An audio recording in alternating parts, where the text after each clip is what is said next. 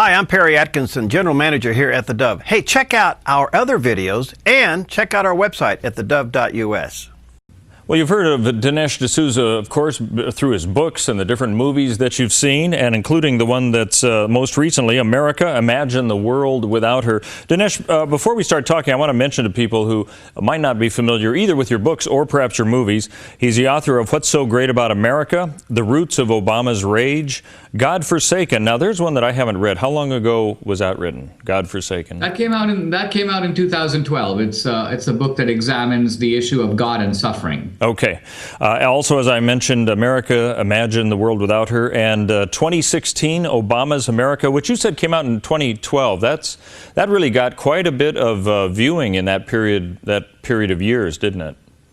Well, it was a film that tried to show a side of Obama that people just didn't know. And it wasn't just that I said this is how Obama is. I was in Hawaii and I was in Indonesia and Kenya. I was at the Obama family homestead. I interviewed his brother. So I brought out a side of the president that I think is very troubling and has actually been quite prophetic. It has actually tracked some of the things that he has done after the film came out.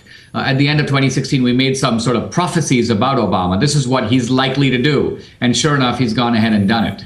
I really like the subtitle you had, which I think was of interest to anybody, who, no matter what side of the political barrier they might be on. Love him or hate him, you don't know him. I thought that was quite clever. So kudos to that. I imagine you came up with that, right?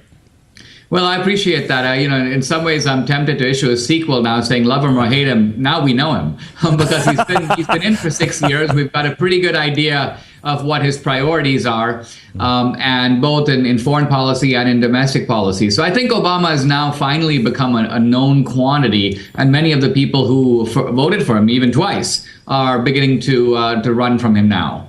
Okay, I want to get into one of the most recent things that's happened in the news, where we've seen Benjamin Netanyahu come and speak, and it's amazing how that speech became so polarizing as to who invited him to come, when I think a lot of us were saying, well, what does he have to say? Let's move beyond the invitation itself. And, it seemed to come down to two, if I can distill it down, two people, two sides, those who said that they wanted to hear what he would have to say, and then those who said they felt after they saw it that they were being lectured. I thought the Democratic response was very interesting, because I thought, well, if you feel like you're being lectured, then what was your motivation anyway?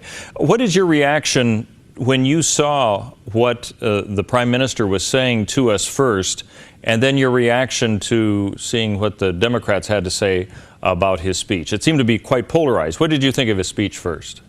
Well, I think that the first thing that struck me when I heard him speak was how bold and confident Netanyahu was. He reminded me a little bit of Reagan. Second, I was struck by how passionate he is in defense of his country. I wish we had a leader here in America who spoke as forcefully in defense of American interests as Netanyahu spoke in defense of Israeli interests. Third, I thought that he made a strong case. His case is very simple. The mullahs have vowed to eradicate Israel. That's point number one. And point number two is they want to get an atomic bomb. And point number three is that a country like Israel, recognizing an existential threat to its security, needs to figure out a way to prevent the Iranians from getting a bomb. I can't find fault with any of the premises in that logic or in the reasoning of it. Then you have Obama, who, by the way, is the most sanctimonious lecturer of the American people, I think, in the last 100 years. So here's a guy who, pompously declares that, no, he has a better understanding of Israeli interests than Israel. And this is so characteristic of Obama. Apparently, he understands the Quran better than the mullahs. He's lecturing the Taliban on what Islam means. He's telling ISIS that those people aren't truly Muslims. So there's a clownish aspect to all this, I think, for those of us who have a sense of the ridiculous. Of course, Obama's own followers don't. They mindlessly follow the Pied Piper. But I was kind of distressed by the Democratic response. Israel has, by and large, enjoyed pretty bipartisan support in America for the past 40 years or 50 years since the formation of the State of Israel. But now it looks like the Democrats, like the Europeans, who were once pro-Israel but have now basically become critics of Israel. Why, since we did at one point have a difference in philosophy based on how to solve problems, but they may be common problems, now we have even a hard time being on the same page to define what the problem is. Do you think, well, first of all, how did we get to that point? I mean, when you say Democrat and Republican, it brings up totally opposite images at this point from what it used to be 20, 30 years ago. Why do you think that's happened? I think that the dividing line began in the 1960s, although it reached its climax with Obama. In other words, I think that if you look at Democratic presidents, for example, Truman or Kennedy, I would say even Clinton, they shared with Republicans the goals of where America ought to be. They generally agreed that they wanted to have a prosperous free market economy. In fact, their idea was that we can't redistribute wealth if we don't have a goose that's laying the golden egg. So we need to sustain the market system. Second of all, they generally agreed that America has been a force for good in the world. They favor the idea of a strong America. If you listen to JFK's speeches, he's constantly talking about the need to keep America strong. He was an anti-communist, for example. So there was a consensus between the Republicans and the Democrats about goals, although there was a disagreement about the means. How do we get from A to B? I think what's changed and what we see now with Obama is a sense that his goals are different. He doesn't necessarily want America to be a strong force in the world. He sees us as that strength as leading to a kind of bullying oppression. He doesn't necessarily like the free market system.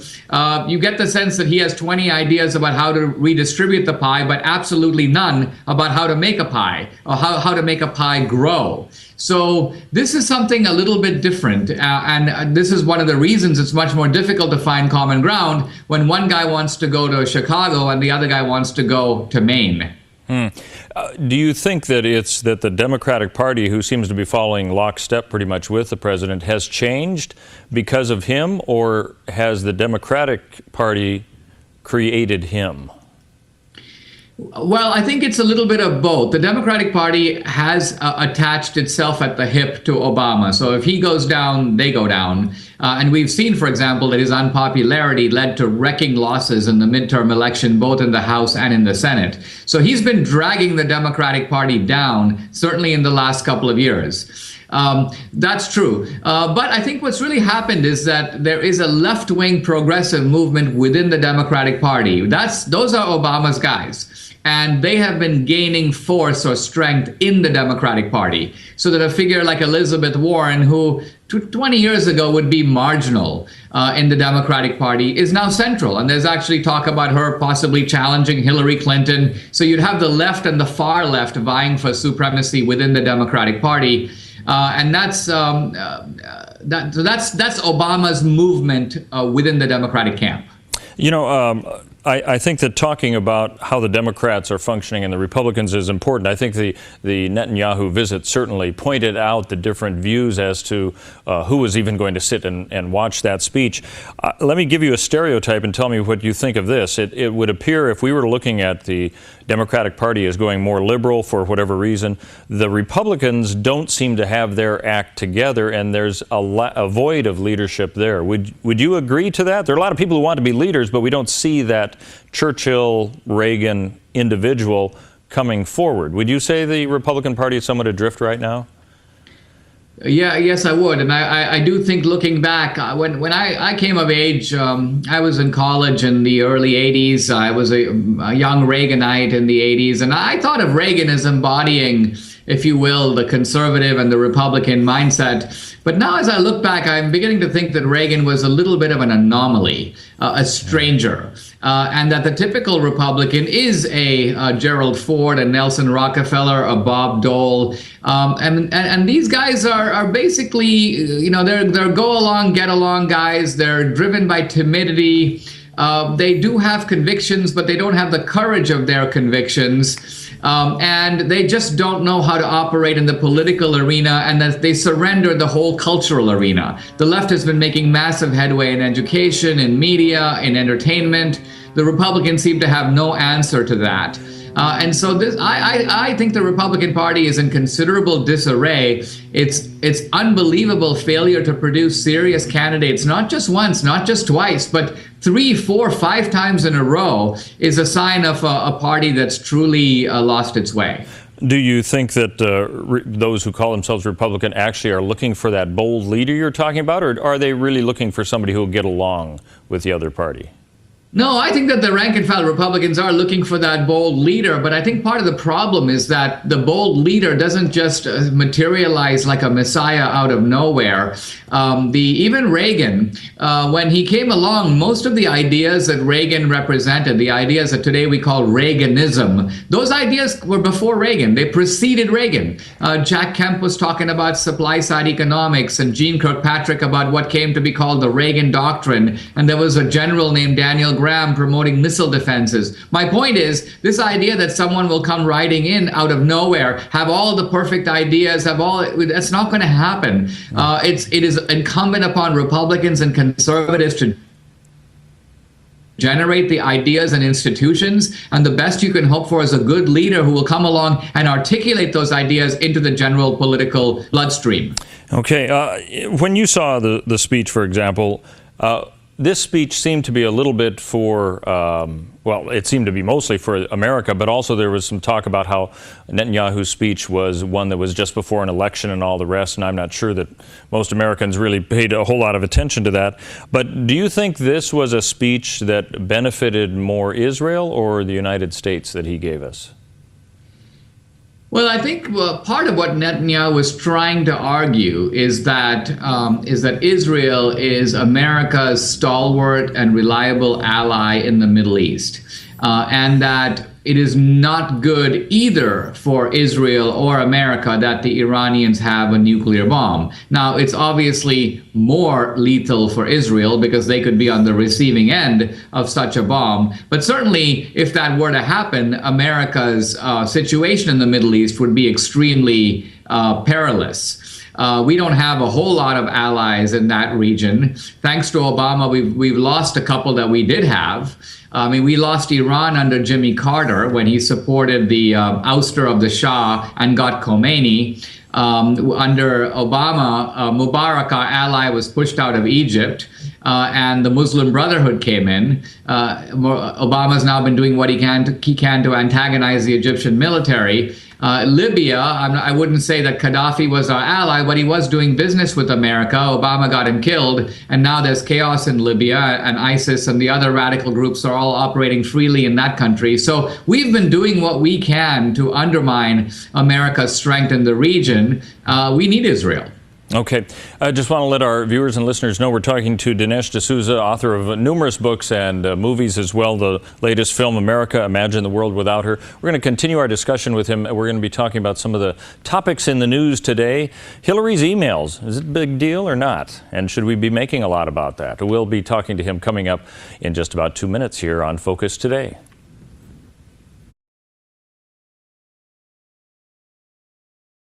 We're back with Dinesh D'Souza, author of quite a few books you might have read. What's So Great About America? The Roots of Obama's Rage, God Forsaken. He's also made films as well. America, Imagine the World Without Her is one you might have seen. And we're talking about some of the topics in the news today. We've been discussing Benjamin Netanyahu's recent speech. And now I'd like to move to this whole issue of emails, which, Dinesh, I'll tell you, I think some people are saying, why are we making such a big deal about Hillary's emails? I've got an email account, so does she, and so what's the big deal? Distill, if you could, why you think this might be a bigger issue or not.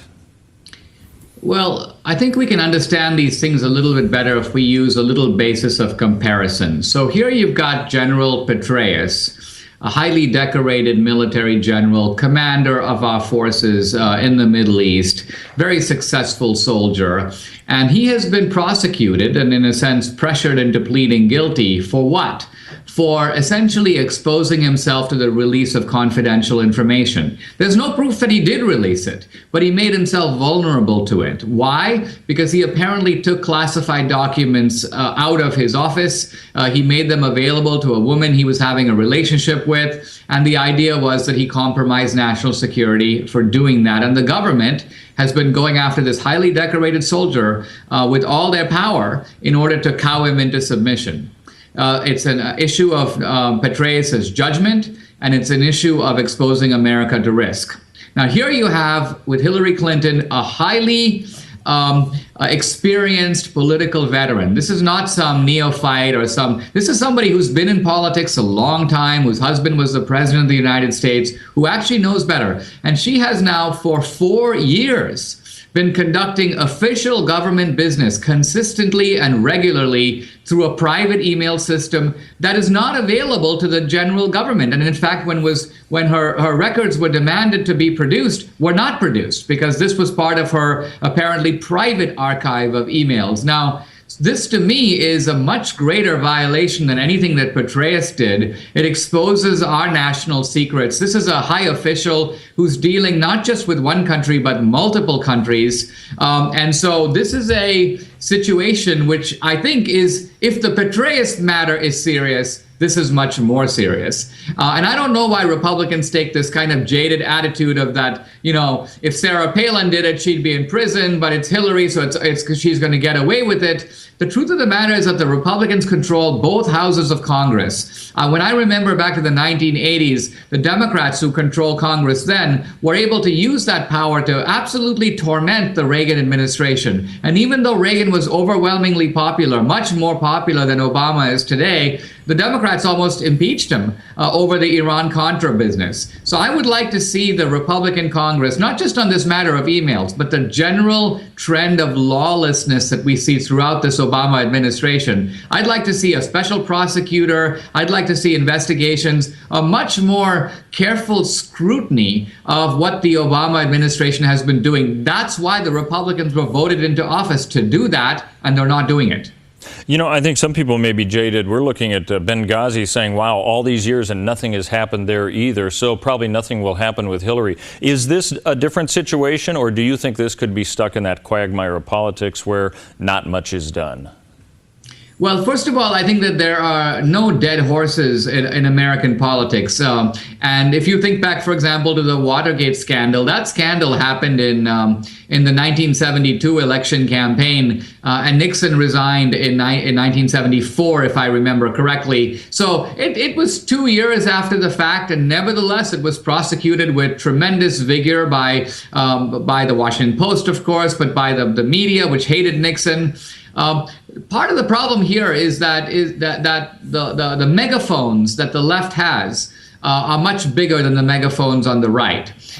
In general, the right has Fox News Channel, talk radio, and that's pretty much it. The left has National Public Radio, they have Broadway, they have Hollywood, they have all the three major networks, they've got a whole bunch of cable channels, and so their megaphones are much bigger, and their media is running cover for Obama and for Hillary. So we're in a peculiar situation where the press is not doing its job. I'm convinced that if you had impeachable evidence on Obama and gave it to the New York Times, they would do their best to bury it, because they see their job as one of insulating President Obama and Hillary from the criticism of the right. It's kind of a shameless derogation of duty on the part of many people in the so-called media. Well, and I think a lot of people would agree with you on with the media synopsis that you had there. They're just not willing to do some investigations. If we had a stronger Republican Party than the one that we talked about earlier, would that be sufficient pressure to move this thing forward at perhaps a faster speed, at least the investigation of it all?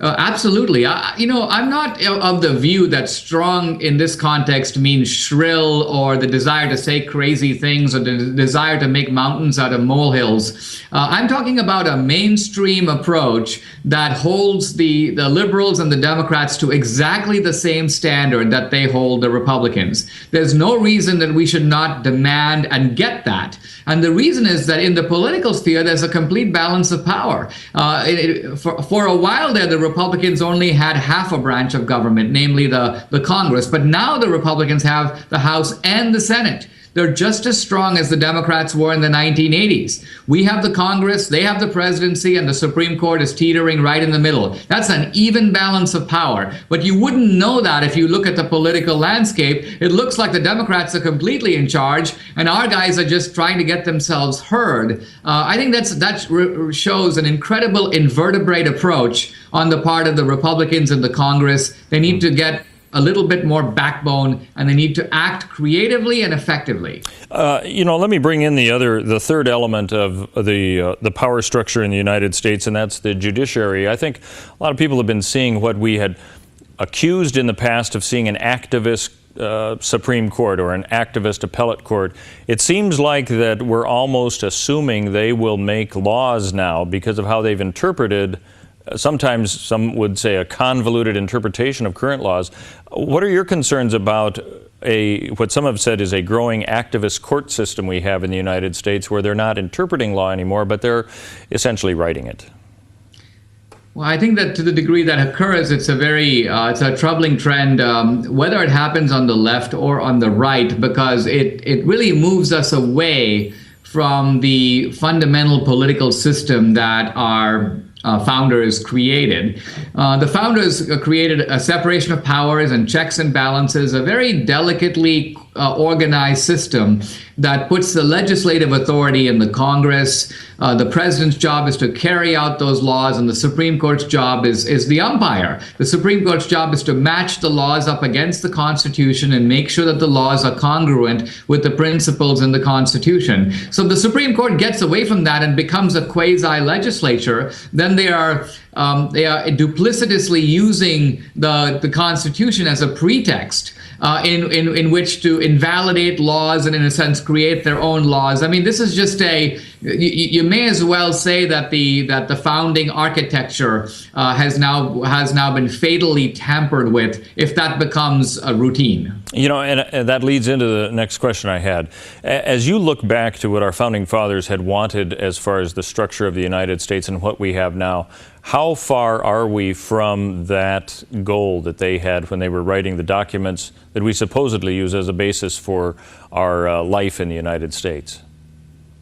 I think that the one area that we have departed from significantly and really disastrously is not in the area of one branch of government usurping the privileges of another, but rather in the overall power assigned to government itself. In other words, the founders were very careful to define limited government. And limited government means that even the majority has a limitation imposed on its powers by the Constitution.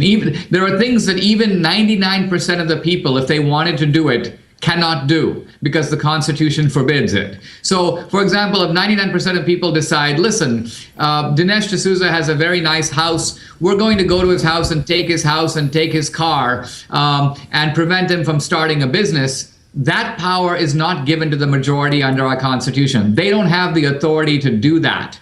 I think one of the tragedies of our time is that government has been ignoring the limits of government power, ignoring that we live in a society in which there are enumerated powers given to the government, and beyond those, the government is not supposed to. Beyond that, it's not supposed to go, but in fact, it has been encroaching, crossing that line, trespassing, making laws in areas where it has simply no authority.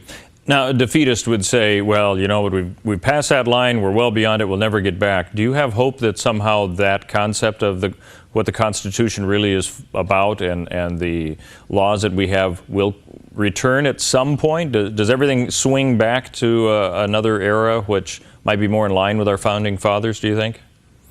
Well, it's worthwhile here to remember what Lincoln said during the Civil War, because Lincoln recognized prior to the Civil War that slavery had spread far more than the founders had ever wanted it to. The founders kind of were hoping and believed that slavery was sort of on its way out. But not only was slavery spreading in the United States, but it was you actually had the emergence of a so-called positive good school of slavery. People who thought slavery was not just a necessary evil, but a good thing. But Lincoln's point was, look, he says, I recognize that the constitutional structure has been transcended here, and that the founders' attitude towards slavery is no longer the attitude in the United States, or at least in large parts of the United States. But Lincoln said, look, what we have to do is just start moving it back to where it ought to be. And Lincoln wasn't trying to move it back to which slavery was ended. He just wanted to stop slavery from spreading into the new territories. So I would say, drawing on that analogy today, recognizing that the constitutional architecture has been somewhat perverted, has been somewhat distorted, the difference between the two parties is that we recognize that those perversions are wrong and are trying to move things back in the right direction. The other side insists that the perversions are right, and they want the perversions to continue. All right. Dinesh D'Souza, our guest, author of quite a few books and movies, including America, Imagine the World Without Her. What do you have coming down the pike? What can we look forward to? I'm working on a book that is tentatively titled Stealing America that HarperCollins will publish this summer. It's a book that draws on some of my own recent experiences, but also ties into a big insight on American politics that I haven't written about before. I'm also going to make a big movie for the next year that summarizes, that in a sense draws on the current political debate. And that'll come out in the summer of 2016. Okay. Do you have a title for that? Not yet. Okay. Well, let us know when you do, and we'll be sure to talk to you about it. Thanks for being with us. Appreciate it. My pleasure.